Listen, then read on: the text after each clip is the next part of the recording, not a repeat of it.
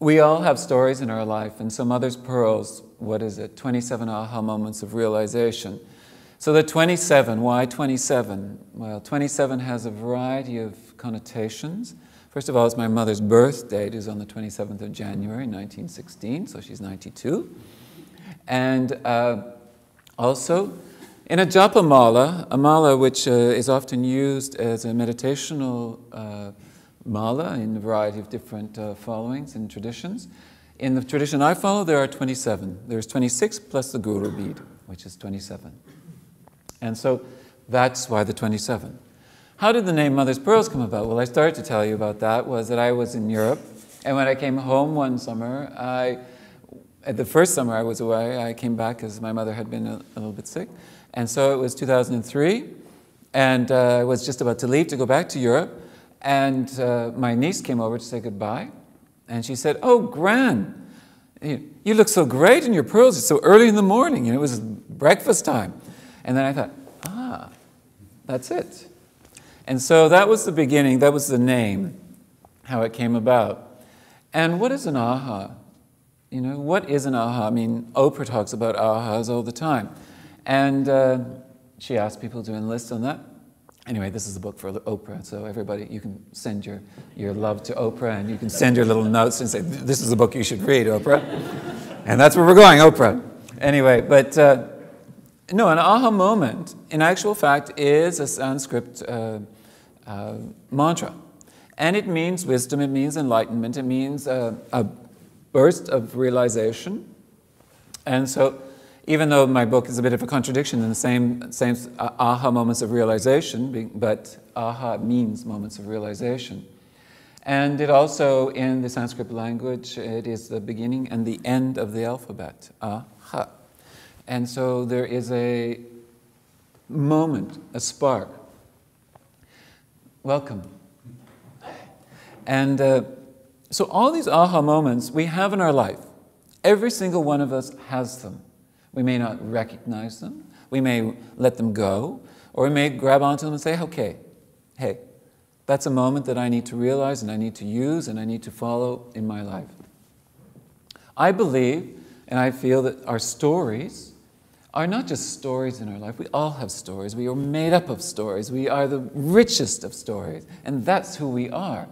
However, that's not really who we are. The real pearl is behind the story.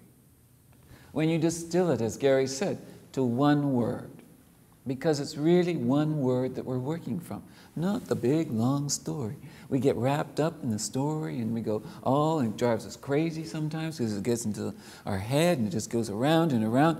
They can be negative stories, positive stories, whichever. But what can you learn from the stories? And so it's a really great way of recognizing them. So look at your stories and think, what is the learning point behind there? And then that becomes the resource, another resource for you in creating your potential. Not only your potential, but also for what do you use that potential for? Your excellence, your talent, your decision-making. And for example, when I got this contract for Holiday on Ice this year, I went back and I looked at the stories and I looked at my ahas.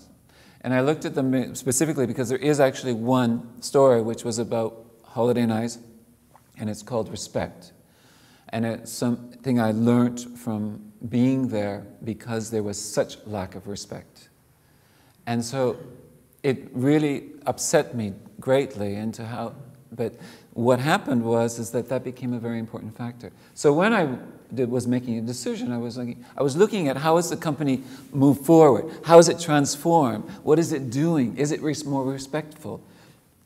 And so I realized through the conversations with the executive producer that it had moved forward, that they were really more respectful and they were really moving themselves into the next sort of generation of where they want to go as performers. So I thought, okay, that has helped me. And I can say that with that particular show is that now there is an incredible energy that is behind it. Not only from my sense, but the whole concept, energia, and also what is energy, and that's part of the book. The book is about energy. Those stories, those aha moments are all energy. And that's what can really move us so far forward in our life. So it's how we can also transform not only ourselves, but the people we work with and the people that we love also in our families. How can we transform these things into greater energy sources? And the way this book is designed, it has 27 chapters, all standalone chapters, so you can pick it up at any time and just read a chapter. They're very short chapters, and they start off with a cover page, then a quote, the story, and then discoveries at the end. Questions you may ask yourself to ponder about your story, about this particular pearl. So,